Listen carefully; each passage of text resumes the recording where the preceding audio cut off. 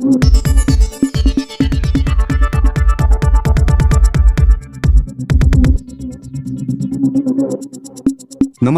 आप देख रहे हो जोधाना न्यूज। आइए चलते हैं आज की बड़ी खबर की ओर। जोधपुर से पत्रकार रामेश्वर सोनी की खास रिपोर्ट।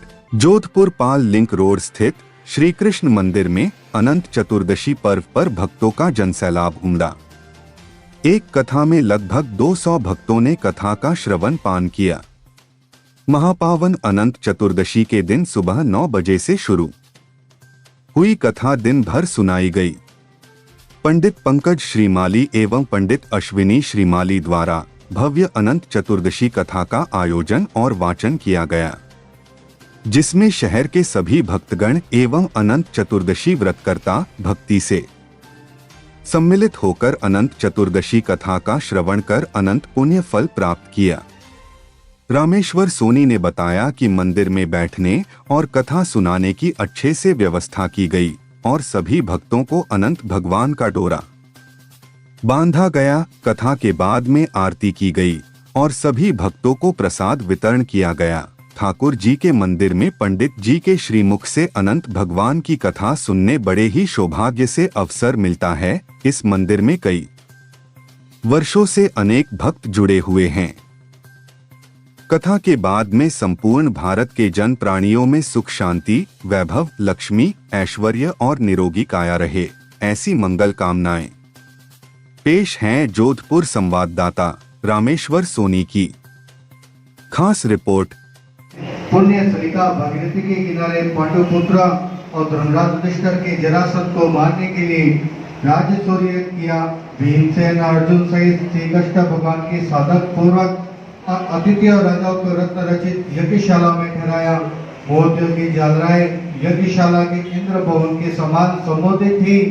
इसी समय कुंदन दुर्योधन आया और सूखे स्थान को जलयुक्त जानकर दुर्योधन बाप पर अपने वस्त्रों को उठाकर सनी सनी चला। यह देखकर द्रौपदी सभी स्त्रियां हंस पड़ी। तभी दूसरी जगह को जलयुक्त जगह को स्थल समझकर दुर्योधन जल में गिर पड़ा। तब तो सभी ऋषिगण, राजा लोग तथा समस्त रानियां हंस पड़ी।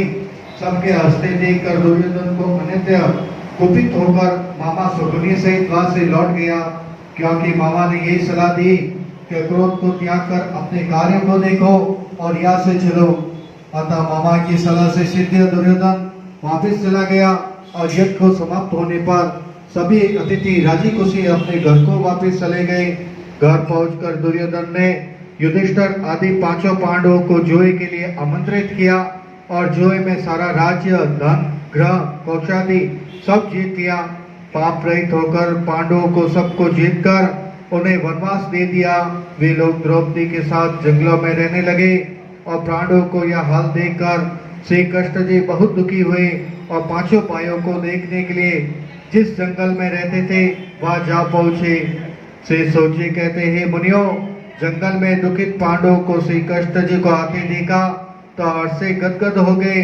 सबने प्रणाम किया और परस्पर आ गले मिले। युधिष्ठिर जी बोली, हे केशव, मैं भाइयों और द्रौपदी सहित जंगल में घोर दुख को प्राप्त हो, अब इस संसार में से छुटकारा पा सको। क्या कोई ऐसा व्रत है जिसके करने से अपना राज्य फिर से पा सको, या कोई ऐसा देव की पूजा या व्रत है वह हमें बताएं जिसके करने से संकट से मुक्त होकर फिर राज्य और धन को प्राप्त कर सको। श्री कृष्ण जी बोले, हे धर्मराज, अनंत का व्रत पूजा ऐसी है जिसके करने से सभी प्राणियों के समस्त दोष दूर हो जाते हैं। भाद्र शुक्ल पक्ष के चतुर्दशी को यह व्रत किया जाता है जिसके करने से सभी कष्टों की मुक्ति हो जाती है। तब युधिष्ठिर जी बोले, हे केशव, आपने जो अनंत व्रत कहा है वह कैसा है? क्या शेष भगवान है, क्या तक्षक है, या परमेश्वर को अनंत कहते हैं? हे देवेश्या, मुझे कृपा कर विस्तार से समझाए कि अनंत भगवान आपने किसे कहा है? श्री कृष्ण जी बोले, हे युधिष्ठिर, अनंत वही हो शौर्य आदि जो देवता, काल, कारक, दिवस, रात्रि, मुहूर्त, पक्ष, प्राणी, वर्ष, युग, काल आदि की व्यवस्था, ये सब समय के विभाग आदि जो कहे गए हैं ये सब अनंत है। अर्थात ये सब मैं हूँ। मैं पृथ्वी का भार हरण करने के लिए प्रयत्न हुआ हूँ और दुष्टों का विनाश करने के लिए मैंने अवतार धारण कर वासुदेव के वंश को उज्जवल किया है। हे युधिष्ठिर, साधु लोगों की रक्षा और दुष्टों का नाश करने के लिए निमित्त मैं अवतार लेता हूँ। आदि, मध्य, अंतरहित, कृष्ण, विष्णु, हरि, शिव, वैकुंठ, शौर्य, चंद्रमा, ईश्वर, विश्व, महान, बहु, योगी, शौर्य रूप, अनंत, 14 इंद्र, अष्टवसु, 12 सूर्य, 11 रुद्र, सप्त ऋषि, समुद्र, पर्वत, नदी, राज, नक्षत्र, दिशा, पृथ्वी, पाताल तथा भोगवादी लोग के समस्त मुझे नहीं है, मैं इसका निमित्त कारक हूँ। युधिष्ठिर बोली, ही जनार्दन, अब कृपा कर मुझे इस व्रत की विधि का वर्णन करे, तो यह भी कहिए जिसका क्या फल होता है और किस देवता का पूजन किया जाता है। इससे पहले यह व्रत किसने किया था और फिर किस प्रकार इसका विस्तार हुआ, यह सब वर्णन करे। श्री कृष्ण जी बोले, ही युधिष्ठिर, सतयुग के मध्य में एक ब्राह्मण रहता था, उसका नाम सुवन था। उसका विवाह वशिष्ठ के गोत्र भृगु की कन्या से हुआ। विवाह के कुछ काल उपरांत उसके स्वगुण संपन्न एक कन्या पैदा हुई, उसका नाम शीला रखा। वह कन्या धीरे धीरे बड़ी होने लगी। एक दिन उसकी माता जर के ग्रस्त हो गई और काल के वशीभूत होकर नदी में गिरकर मर गई। तब सुवन ने ब्राह्मण के कर्षक नाम के ब्राह्मण कन्या से दूसरा विवाह किया। वह दृढ़शीला, कटुभाषी, दुष्ट स्वभाव वाली और कलह प्रिय थी। उसकी सौतली पुत्री शीला अधिक गुण वाली थी।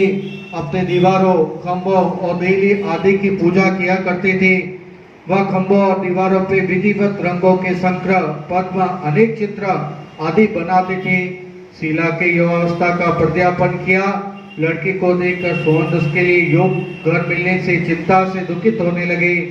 एक दिन मुनियों के श्रेष्ठ मुनि कौटिल्य उस लड़के के विवाह करने की इच्छा से सुवन के घर आए और सुवन से अपनी इच्छा प्रकट की कि मैं तुम्हारी लड़की के साथ विवाह करना चाहता हूँ।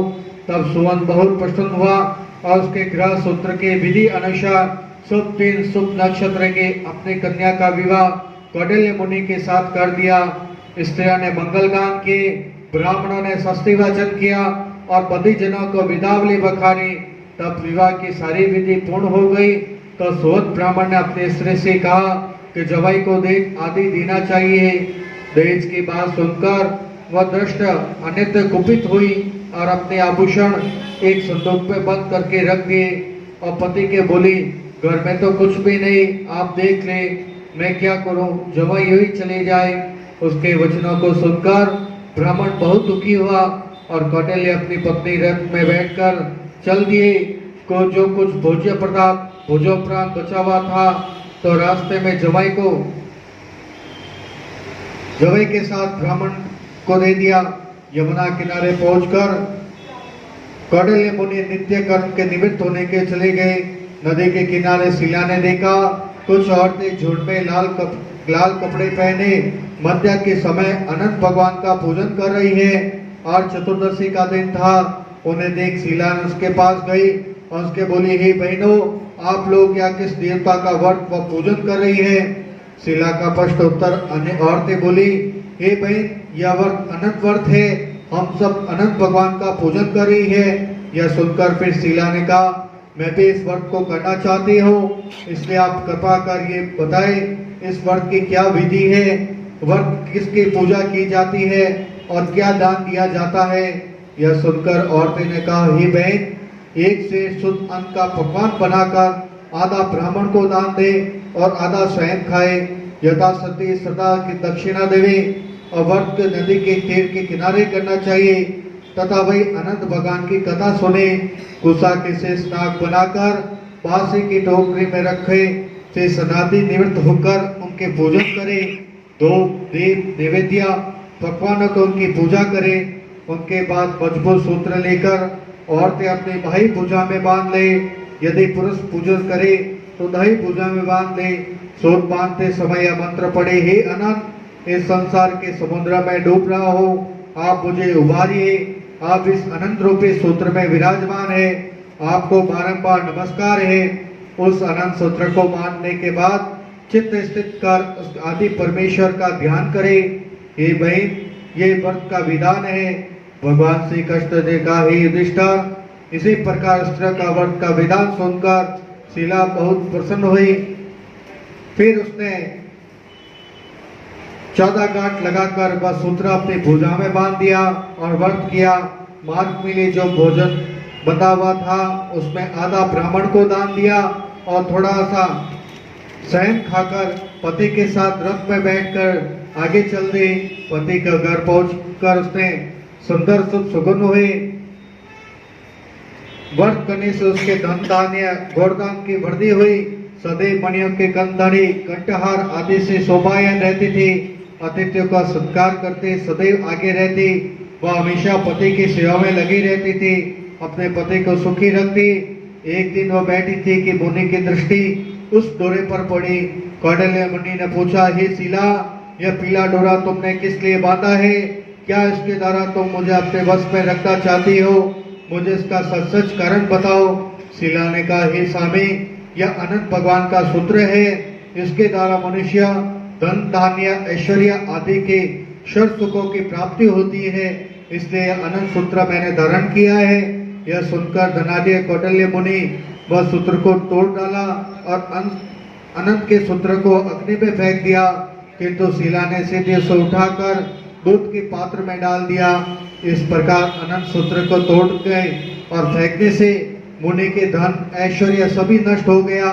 गौ की चोरी हो गई, घर में आग लग गई, धन धान्य सभी नष्ट हो गए, बंधु बांधवों के दुश्मन बन गए, परिवार में कलह को प्रवेश कर लिया। इसी प्रकार अनंत भगवान का निराकार करने से कौटिल्य के घर में दारिद्र्य परिपूर्ण निवास हो गए।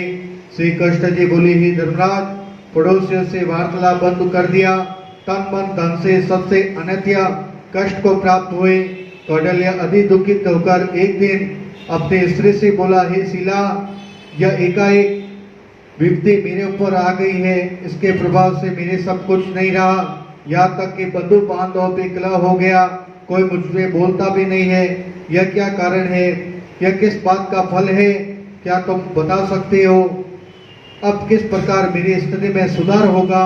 तब शीला मीठी वाणी से समझा कर कहने लगी, हे नाथ, उस दिन जो आपने अनंत सूत्र को तोड़कर फेंक दिया था और अनंत के अपशब्दों की निंदा की थी, उसी का दंड का भोगना पड़ रहा है। हे महाराज, आप उसी के निमित्त कुछ करिए, तभी आपका भला हो सकता है। अपने पत्नी की बात सुनकर कौटिल्य जी ने भगवान का स्मरण किया और गृह त्याग कर वन में तपस्या करने लगे। दिन रात का विचार करते हुए मैं कहाँ जाऊँ उन प्रभु को ढूंढूं जिसकी कृपा से मुझे यह प्रकार का सुख प्राप्त था और उसके निंदा से मेरा सब नष्ट हो गया। ये धन के इसका कारक हुआ है जिससे मुझे दुख को प्राप्त कर रहा हूँ। इसी प्रकार की चिंताएं करते हुए वन में घूमते रहे। एक दिन वन में उन्होंने फलों से लदे हुए एक आम का वृक्ष देखा जिसके फलों को कोई नहीं खाता था, वे सड़ रहे थे। पक्षी भी उस पेड़ पर नहीं बैठते थे। कौटिल्य मुनि के उस पेड़ से पूछा कि अनंत भगवान को तुमने कहीं देखा है? यदि कहीं देखा हो तो कृपा कर मुझे कहो। तब वह पेड़ बोला, मैं अनंत भगवान को नहीं देखा। तब मुनि को बहुत खिन्न हुए और दुखी हृदय के आगे चल गए। श्री कृष्ण जी बोले, ही युधिष्ठिर, इसी प्रकार के अनंत भगवान का पता न मिलने पर कौटिल्य मुनि आगे बढ़े और उसके मन में आशा लगे हुए थे किसी भी प्रकार अनंत भगवान का साक्षात्कार हो जाए। इसी आशा के वन को भ्रमण कर रहे थे। आगे चलकर अक्षपात के गौ का दर्शन हुआ जो बछड़े सहित थी। मुनि के उसने पूछा, हे माता, क्या तुमने कहीं अनंत को देखा है? तब गौ माता बोली, हे विप्र, मैं नहीं जानती अनंत कौन है, देखता तो दूर की बात है। मुनि वहां से आगे बढ़े तो क्या देखते हैं कि एक बैल घास चर रहा है। मुनि ने पूछा, हे वृषभ, क्या तुमने अनंत भगवान को जानता है? कभी तुमने उनका दर्शन किया है? बैल ने उत्तर दिया, हे मुनिवर, मैं कभी अनंत भगवान को नहीं देखा। वहां से मुनि आगे चल दिए। मार्ग में जो दो सुंदर तलैया दिखी जिसपे सुंदर कमंद्र खिल रहे थे, जिसकी शोभा और भी बढ़ रही थी। अनेक प्रकार के पक्षी चकवा चकवी बगले सारस हंस उसमें जल कीड़ा कर रहे थे। सुंदर लहरें उठ रही थी जो आपस में उछल उछल कर खेलती हुई बालिका से प्रतीत हो रहे थे। उन तलैयों को देखकर मुनि बोले, हे पुष्कन्या, क्या तुमने अनंत भगवान को देखा है? यदि देखा हो तो कृपा कर मुझे बताओ। मुनि का प्रश्न सुनकर पुष्कन्या बोली, हे विप्र, हम नहीं जानते अनंत भगवान कैसे है, क्योंकि हमने उन्हें कभी नहीं देखा है। मुनि का हर प्रश्न का उत्तर नराकार रूप पाकर बड़े दुखी होकर फिर आगे चले। चलते चलते आगे उन्हें गधा मिला। गधे से पूछा, किंतु उसने भी वही उत्तर मिला जो सबने दिया था। अब तो बहुत निराशा हुई। मुनि के आगे जा रहे थे। आगे चलकर एक हाथी मिला। हाथी से पूछा, हे गजराज, तुमने अनंत भगवान को देखा है? हाथी ने उत्तर दिया, हे मुनि, मैं अनंत भगवान को नहीं देखा। इस प्रकार की और निराशा मिली। आखिरकार मुनि वही जंगल में आंख मूंद कर बैठ गए और दुखित होकर ऊंचे ऊंचे श्वास लेने लगे और मूर्छित होकर धराशायी हो गए और अपने शरीर को शुद्धि भूल गए। इसी प्रकार मूर्छावस्था के कुछ देर रहे। जब होश आया तो अनंत अनंत रड़ते हुए उठ बैठे हुए और यह प्रण किया, अपने शरीर को छोड़ दूंगा। बिना अनंत भगवान के दर्शन किए जीवन व्यर्थ है। इसी तरह जीवन का मोह छोड़कर मुनि ने एक पेड़ में फांसी के लिए रस्सी लटकाई। जो ही फंदा गले में डालते हुए अनंत भगवान प्रकट हो गए। बोल अनंत भगवान की जय। वह एक वृद्ध ब्राह्मण का रूप धारण करके मुनि के पास आए और प्रेम भरी वाणी से मुनि का हाथ पकड़कर बोले, हे विप्र, मेरे साथ चलो। ऐसा कहकर मुनि को अपने साथ लिए एक पर्वत की कंदरा में चले गए।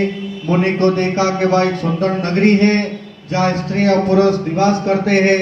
उसी नगरी के कौटिल्य मुनि को अनंत भगवान का दर्शन हुआ।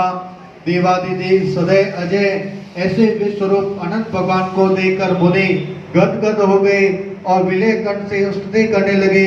वे मुनि बोले, हे पुण्यलाक्ष, मैं महाअधर्म पापी हूँ तथा पाप से उत्पन्न हूँ, आप मेरी रक्षा करो। मुनि की स्तुति सुनकर अनंत भगवान जी बोले, हे मुनिराज, मैं तुमसे खुश हूँ। तुम बिना किसी भय के अपने हृदय की बात मुझसे कहो। तब भगवान के अद्भुत वाणी सुनकर मुनि बोले, हे भगवान, मैं धन्य ऐश्वर्य से मत था, चोर था।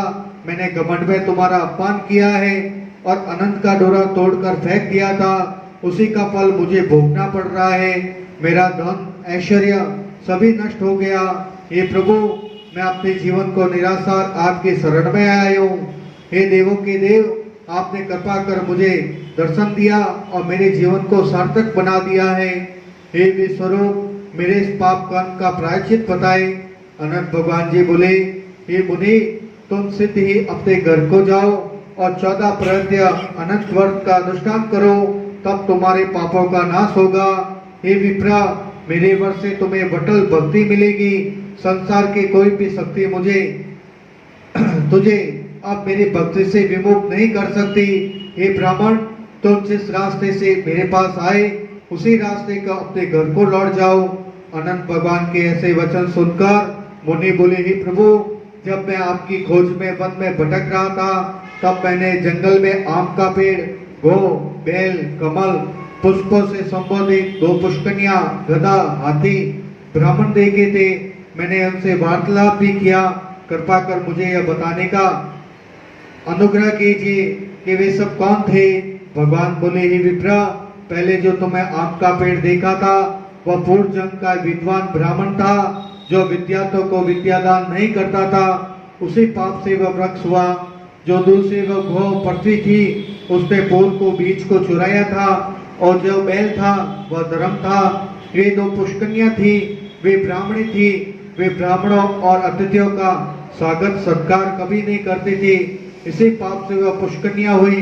धर्म और धर्म के कारण वह एक दूसरे से लहराती रहती है। वह गधा तुम्हें मिला था, वह क्रोध था। जो हाथी तुम्हें यहाँ मिला था वह मत था। जो व्रत ब्राह्मण तुम्हें यहाँ तक ले आया वही अनंत भगवान था। यह कहकर अनंत भगवान अर्त्यजान हो गए। तब मुनि जी ने अपने घर को वापस चले और श्री कृष्ण जी बोले, हे युधिष्ठिर, आप अपने घर आकर विप्र ने 14 प्रहर व्रत किया और अनंत भगवान को जिस तरह कहा था वह सुखों को भोग कर अंत समय भगवान को ध्यान को गया। हे पांडव नंदन युधिष्ठिर, उसी तरह तुम 14 वर्ष तक अनंत व्रत करो और कथा का श्रवण करो। हे धर्मराज, यह समस्त व्रतों का उत्तम व्रत मैंने तुमको सुनाया है। इस व्रत को विधि पूर्वक करने से मनुष्य सभी पापों से छूटकर अंत लोक में पहुंच जाता है। जो इस संसार में सुख में रहना चाहते हैं वे विश्व रूप अनंत भगवान का पूजन व व्रत करके अपने हाथ में 14 गांठ लगाए हुआ अनंत देव का डोरा बांधते हैं। वह अनंत भगवान लोक में पहुंचता है। बोल अनंत भगवान की जय, विष्णु भगवान की जय हो।